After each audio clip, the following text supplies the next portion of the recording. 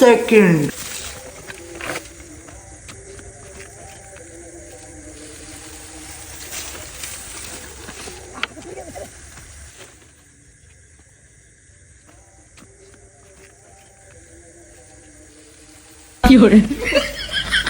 কাকা আপনার পায়ে ধরে হাতে ধরে কাকা আমার ভুলে গেছে এই জীবন আর আমি চুরি করবো না কাকা, পরে খরিদ করার অবস্থা না তো এই নিকে চুরি করতে আইছি কাকা, আমার এবারের মতো মাফ করে দেন।